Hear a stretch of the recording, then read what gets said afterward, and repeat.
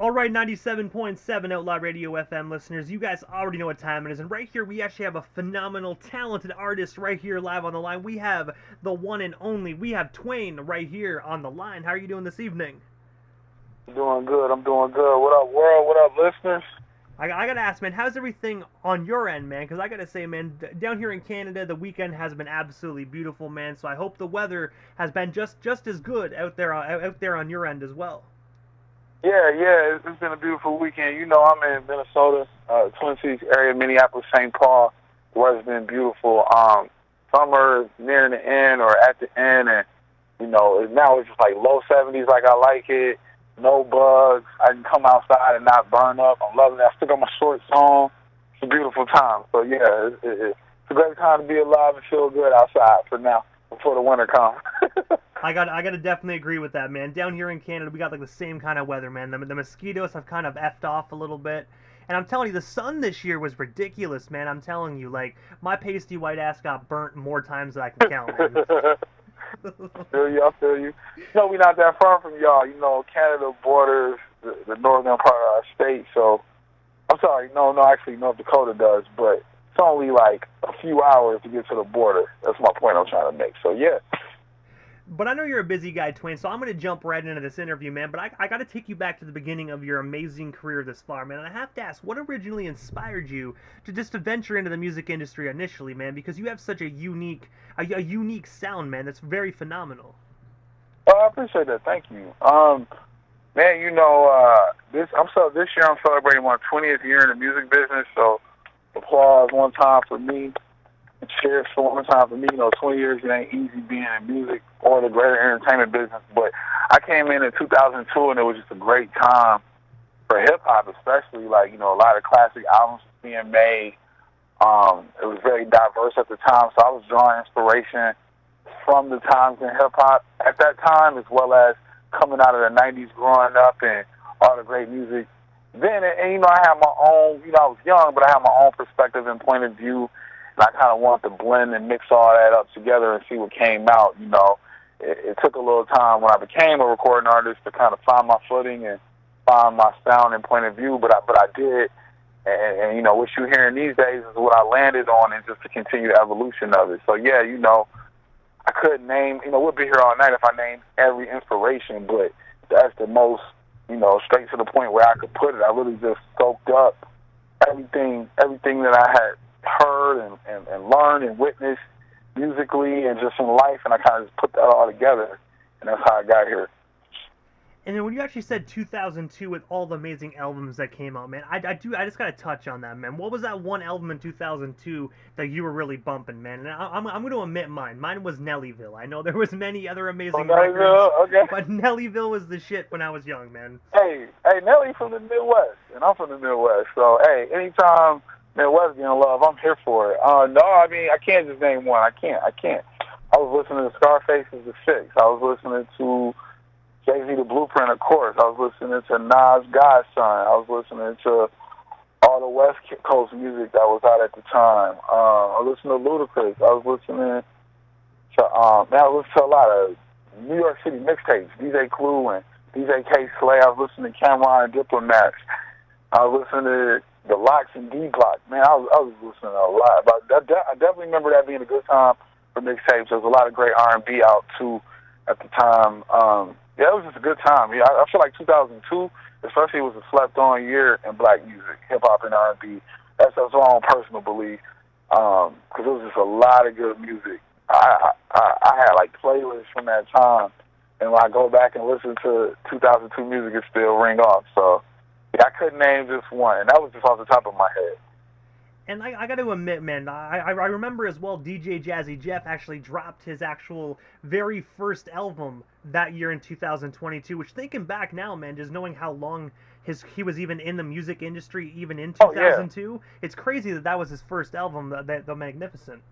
Yeah, he's a legend. You know, he had put in work since the 80s, and he's widely regarded as one of the greats. And I mean, going back to what you said, 2002, I definitely remember the Rock the Mic remix being on the Nellyville album, which was a crazy place for it to land. That was fire. It was fire. And I remember the whole Nelly and KRS-One beef in 2002. So yeah, it was a good time, man. What a time to be alive. And also as well, man, I'm just jumping ahead in the timeline a little bit, man, but on June 1st of 2012, you actually released the amazing mixtape titled A Long Time No See. I was wondering if you can actually tell our listeners a story behind this amazing mixtape, and of course, is it still circulating the internet to be streamed or purchased today? Great question. Thank you. And thank you for tapping in with it. Yeah, A Long Time No See, I had like a little break from music I had put out. I was coming on the heels of my first ever commercial release, my album Truth or Consequences. That was a full-length LP album, Truth or Consequences. We put it out on digitally, commercially. I was coming on the heels of that, and it was kind of like a little bit of a break after that. The album was very culturally acclaimed, you know, definitely a classic. I say it, the people have said it, solidified. So I just wanted to throw something out there, and we took to like some unreleased music. We took some previously released music and some guest features and things like that. We kind of just put it all together and just threw a tape together and called it A Long Time No See, because it just made sense for the couple of years that had passed, and I wasn't putting no new music in the marketplace at the time. And I was noticing that underground music and indie hip-hop and indie music was kind of evolving, coming more into the digital space. So that was for me to throw something out there. And to answer your second question, yeah, it's still available on DadPiff. I don't think I put it anywhere else. I may have, but, you know, just type in Twain, Long Time No See in your search engine and she'll pop up. Or I know for a fact you can go on DadPiff.com and stream it or download it. You know, a lot of music has come out since then, but, you know, I'm proud of that 2012 music on that tape for sure. It was some good music on there. And I gotta say as well, when it comes to DadPiff, man, I absolutely loved that platform back in the day, man. So many amazing tapes are still circulating on there, man. Yes. Yeah, I still listen to DadPiff. I was listening to DadPiff a couple nights ago. I mean, every so often, you know, and a couple weeks ago I was on there listening to some old Lil Wayne. I still go on there. I put my most recent release, Midwest Mayor, that hasn't even been out. It's coming up on the year anniversary. That's been out 11 months. That wasn't an album, so we put it on DadPiff too, you know. So, yeah, DadPiff is still big, and they figured it out. Like, it's nostalgic. And now you can listen to new albums on there too. So, yeah, they figured out a way to thrive. And, you know, it always gives the best memories to me when I think of DadPiff. I still go on there to listen to my throwback stuff for sure. And I'm proud to have a few projects on there, including Long Time No See, including Midwest Mayor. So, yeah, for sure. And like you said, it still has new albums, man. I love the fact that individuals like yourself, man, I just got to give you some praise, man, because I see a lot of artists, and they really, nowadays, they only utilize, like, Spotify, Apple Music, Deezer, and all these other platforms. But I'm seeing you on Instagram, man, even pushing Audiomack and DadPiff. You're utilizing, like, every single aspect you can, man. And I just got to give you props for that, man, because I don't see other artists putting in as much work and dedication as you do, man. So definitely props for that. Oh, I receive that, DJ Immortal. Thank you, yes. Yes, you know, there's listeners everywhere, and, you know, I didn't really come here tonight to give advice to other indie artists, which I always do, but that wasn't my objective tonight. But I would say, since you brought it up, like, you know, you always want to ask people, where are you listening? You'll be surprised with people listening. They might not use the apps that you think, or they might not listen the way you think, how you listen to their music. So, you know, my goal is always, how can I be everywhere? How can I have my music where whoever you, the individual, might like to listen to your music at? And I feel like I believe that if you like to listen to your music a certain place and my music ain't there, I'm failing. You shouldn't have to change what you're doing.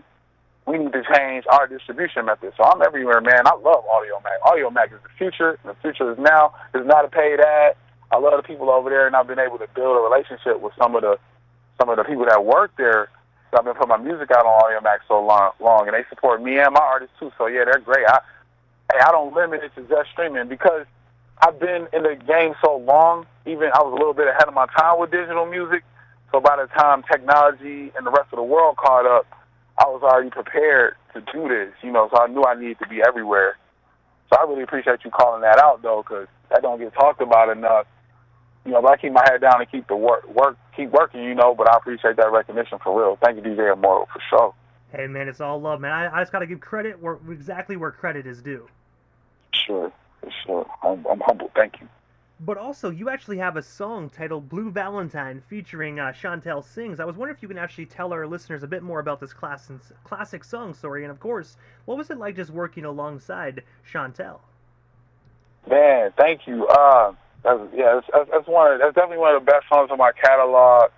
I don't even know where to begin. I had a situation with an ex of mine, and things didn't really go how I would have liked it, and I just kind of wanted to express myself how I felt, and really just make a beautiful piece of art for her to listen to all the time, because she knew how personal I was in my music, and she once even asked me, like, have you ever made a song for me? And at the time I hadn't. I probably had just like directed some bars her way on a couple of songs. I never just wrote a song about her, and then we were going through what we were going through, and we were separated and no more. So I made that sounds like a love letter to her, and I absolutely like showed her the song and brought the song back to her. We filmed the making of it on YouTube. I showed her that, and she loved it. And Chantel, that's just my sister. Some of my most important songs I collaborated with her with, including Blue Valentine, which at the time of that record might have been one of my most important songs I ever made. And me and her kind of got our start in this business. I discovered her, and she was one of my first artists when I started taking on artists. We were kind of just figuring it out together, and she took it and ran with it. And Chantel sings. She's a force here in the Twin Cities. Like, she's a radio host, a local legend as far as entertainment is concerned. She's not just a recording artist and performer. She's just a well-rounded entertainer. She does it all. She acts. So she's a great songwriter, a brilliant writer, and I love collaborating with her anytime I can. She's just brilliant, especially in the media space and entertainment space. So it's always an honor and a pleasure to work with her. I love when we come together and she comes guest on my albums and projects. It's always the best. So, yeah, man, thank you for tapping in with Blue Valentine. Like I said, it's a very important and special song. And also as well, June 12th of 2021, I actually saw an event flyer where you actually performed at the event Bands on Vans. And I have to say, this is pretty much just like a personal question that I actually just was so intrigued about, man. Just because the name Bands on Vans. I was wondering if you can tell our listeners more about the aspect of this event. And of course, what was it like just traveling around Minneapolis performing on top of a van? Man, I have to say, because I've been at this a long time, that was one of the coolest experiences I ever had. We came out the pandemic, and I must say, like, there was a lot of untraditional and unconventional type of live music events and shows and concerts that we all had to throw that I was getting booked for, And what I don't know, and I never asked the organizers, I don't know if Bands on Vans was born out of that. I don't think it was, because they had already existed before the pandemic, so maybe not. It might have just been a cool thing to do for, like, our hipster community here, in our bar scene in the northeast area of Minneapolis. But yeah, I was asked to. I had performed at an online music festival, and the sponsors they organized Bands on Vans. They booked me to perform for it, and it was just a great experience. We went to like 2 bars. We started out just riding through Northeast, performing on top of it while people ran past. We stopped and parked outside of a bar. I continued my set, and then we went to the final destination, where was another bar, and then I had to repeat my entire set again for them. So it was like, I don't know, 2 30-minute or 45-minute long performances. And then it kind of got spontaneous after that. Then we parked at a couple other bars in Northeast Minneapolis, and we were doing like 1 or 2 songs at a time. And it was really cool. Like, the whole bar scene, they all really embraced me and my music. There was a few people that already knew about me, but more didn't know about me, and they really just took to my music. And yeah, I was booked for it. We passing around a tip jar. Everybody was very generous with that. And I come from that hip hop world. We don't really take tips, so I felt like I was a rock star band or something that day. So it was just really cool, a really cool experience. I'll never forget it. We got some good photographs and footage, and I had DJ Terry V. He filled in for me because my original DJ didn't work out, and then I brought Minneapolis R&B songstress Christina Sophia to come feature and perform with me. She did our song together, and she did a solo song. This is a cool experience, man. It was a one of a kind. I'll never forget that. It's a real cool memory. I've never seen anything like that. It was just a feat in engineering to build a stage on top of an old van, and then be able to broadcast it live on the internet and on cable TV or here. It was really cool. It was really cool. Really cool. And I gotta say, this as an artist, being able to actually like just do that, like performing on a van, like were you guys? I have to ask, man, were you guys actually moving while you were performing? Were you like driving down the Yes, street and performing? yes, yes. We That's driving really sick. slow though, really slow through the neighborhoods in Northeast Minneapolis. Nothing too crazy. I don't even think they did more than 20 miles per hour. It was real slow. Everything was really close to each other. All the bars, everything was clustered together. So it worked out. It was safe. You know, we weren't like tethered to the top of the van, but it definitely everything was reinforced and it was bars and we was careful. And yeah, it was safe. I wasn't in any kind of danger or anything like that. And it was like it was cool. It was an engineering feat too, just to see them build that. So it was an all around cool experience. And that's what it's about. It's about doing things different, doing things to stand out, especially in the music world overall, and especially in indie music. Like, how can you stand out? How can you do something different? So I'm all about that. And it was, like I said, I can't say enough about it. It was a cool experience. And I gotta say, if we have any Canadian promoters listening, I think y'all better take some notes, man, because we definitely need something like that down here in Canada. Yes, I agree. And the next step is book me and bring me up there. I would love to come to the north to party with y'all and bring my music and message up there for sure. I gotta throw that in there. And also as well, man, November 17th of 2021, you actually released the amazing 6-track album titled Midwest Mayor. I was wondering if you can actually just break down this phenomenal record for us, and of course, where can we actually buy or stream ourselves a copy of this particular record today? Yeah, great question. I do just want to clear up, we live in those times, so we got to clear it up. Not an album, it's a special music project. It's 6 tracks. I don't even know if it's long enough to be considered an album. You need something to be like, I think the threshold is like 25 minutes. I think I fell just short of that. But, my producer, his name is Luco. He's done the lion's share of my production. We started out music together back in 2002, and he lives in Southwest Pennsylvania, East Coast. And we met online back before that was a thing. Everybody does that. Now everybody meets a producer online and let them produce for them. But we were on the hip-hop message board back in the early 2000s before that was a thing. Like I said, we was ahead of our time. So he had this really cool idea. Why don't you, after you drop your album, Central Standard Time, why don't you let me produce an entire project for you? And you should call it Midwest Mayor because I know that's one of your aliases. I said, well, bet, let's do it. And we did it. We came together on the production. I found samples. I gave them to him, and we just did something short and sweet, 6 tracks. And, man, this thing has been a whirlwind. Like, it's been very well received. I haven't had a project, a full-length, been this well received in a very long time. Since my True for Consequences project. It's like definitely giving those vibes like a classic or a near classic again. And that's what I'm out to make. So it's been feeling good this last 11 months or 10 months. Ever since last November, like you said, since it came out, just getting the love and the songs being so well received. And it's available everywhere you get your music.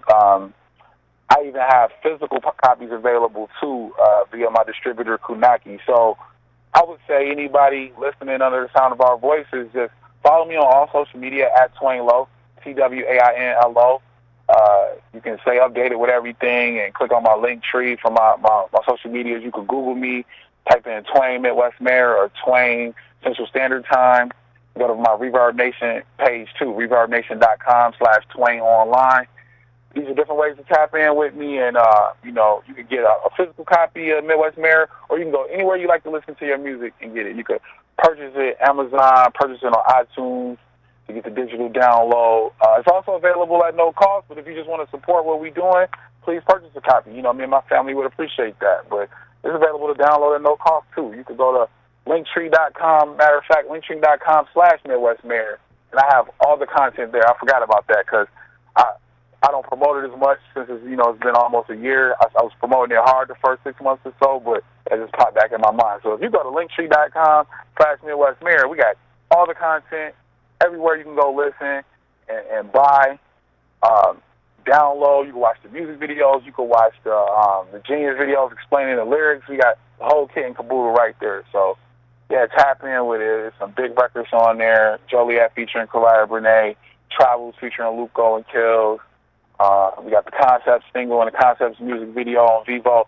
This is a great time for me artistically, and I'm really proud of that work. And I'm excited to release more new music too. I'm hyped up and energized to release more new music. So, but yeah, thank you for tapping in with Midwest Mayor and bringing that up in this interview because I definitely want to spread the gospel on that too. Midwest Mayor was the one.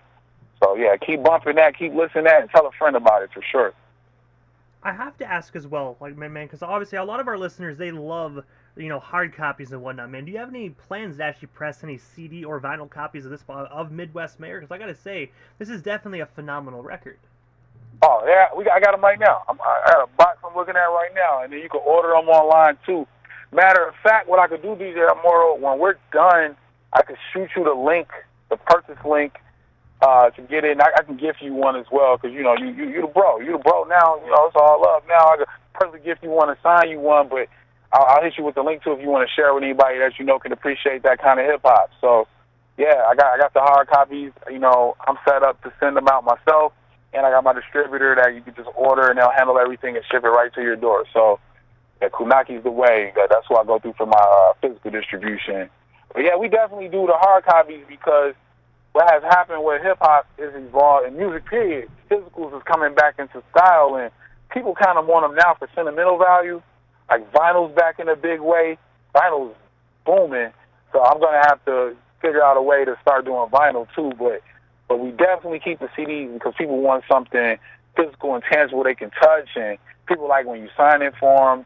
And a lot of people, they just want to have it and look at it. They may not never open it out the package and listen. They'll still listen to the digital, but they just want to have it as a memento. So I always make sure we have some physical merch and, the music that way, too. And, even me, I got a 6-disc changer on my truck. I still buy CDs, and I listen with an aux cord, too. It's whatever. So yeah, I just bought Kendrick Lamar new album on CD. I still buy CDs myself. I'm a hip-hop head and a music head in that way. So I always like a physical copy of a classic album, but that's me, But I think of that when I do my music and we set up the business for my music, too. I gotta say, I definitely agree with you on the CD aspect side of things, man. Honestly, I always prefer hard copies. That way you can open them up, read the booklet, read the lyrics or the thank you notes. It kind of makes you feel a lot more closer with the artist and the music you're listening to. You can't get that experience on a streaming service.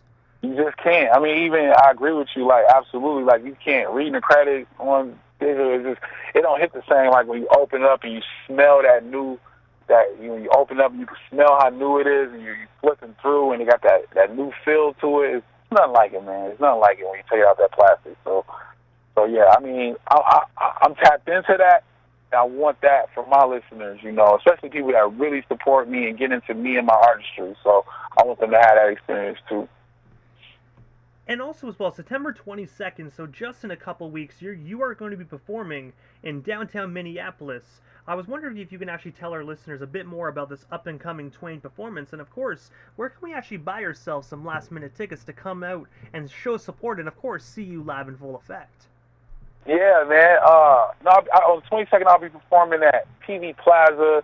It's on the National Historic Registry of places in the U.S. It's a big deal. It's just an open plaza in downtown. This performance actually is free to the public. It doesn't cost any money. I'm part of Minspin, which is our library's here streaming service for its patrons. Anybody that has a library card can go on the streaming service there and just listen on the website free of charge to our music, and my music has been selected from it, like parts of my catalog. So they also feature musicians that are on the service, and I was one of the featured musicians in partnership with Green Minneapolis. They do downtown events in the city of Minneapolis. So long story less long, I'll be the Minspin Musician of the Week on that Thursday, the 22nd. It's free and open to the public. Anybody happen to be in the Twin Cities area or just within distance that you're willing to travel, come check me out. It's midday at noon, high noon. We're going from 12 to 1. This will definitely be one of the biggest performances of my year. My career. Doing an hour set from 12 to 1, just the whole catalog. And like I said, it's perfect for me to be doing it since I'm celebrating 20 years in music. So I'll be performing all these Midwest Mayor records for the first time. I've never performed any of them, as well as just digging back into the catalog. And, I'm going to give them a great show. Everybody that's down there, they don't have to pay to get in or anything, And PB Plaza is beautiful. I was down there earlier just scouting it out and reconning it. It got beautiful fountains and a rich history. Our President Bill Clinton was down there before. They had pictures of him down there. So that was really cool. And I'm excited to, I'm just hyped and energized to just get down there and give the people a great show, 1 hour. So I'll make sure I got the energy for it. And we're going to run through the songs, I haven't done an hour set in I don't know how long. So I just want to really deliver and bring these hit records to people and leave people with something to think about as well as be entertained. Bring that hip hop energy. So it's really a cool time, and I can't wait to get down to the PD Plaza. And also, Twain, this is I was wondering, man, what is next for yourself? Like, do we happen to miss anything during tonight's broadcast? Anything else you do still want to talk about or promote? We still got you here live on the Canadian FM dial this evening. Well, I would just say, stay tuned. I'll remind to follow me on everything. I'm at Twain Law on everything except Snapchat. That's TWAINLO at Twain Law on everything. Just follow me and tap in with me on social media. I do have new music coming. I can say that. I can't give any more details yet because they're not locked in, but I definitely planning to release more new music. But in the meantime, just, get with my catalog and just kind of come get and tap into my story. And, me and my team, and when I say team, all the people that support me and help me put music out and make it possible for me to even appear here tonight, we really just strive to give high-quality music, high-quality music experiences, high-quality merchandise, high-quality content to the people. Like, can't do this without y'all. Tonight was just a big deal to come on Outlaw Radio and introduce myself to a new wide net of people. And, I hope you tap in with the music and tap in with me and my story, and we'll get to know each other more. And that's pretty much it. Follow me on everything and just be on the lookout. And you can go listen to my catalog and check out my history in the meantime. And I gotta say, first and foremost, Twain, thank you so much, man, for just giving us a bit of your time here this evening and sliding into the 97.7 Outlaw Radio FM airways, man. It definitely was an honor and most definitely a privilege. I do hope you have a phenomenal Sunday night, and hopefully down the line we can make this happen again sometime soon. But for now, we definitely shall talk soon. Have yourself a great night. You too. I was honored as well. Likewise. Thank you all for listening, and thank you again for having me. Hey, you are most certainly welcome, man. Thank you so much, and again, have yourself a wonderful night. All right. Peace and love.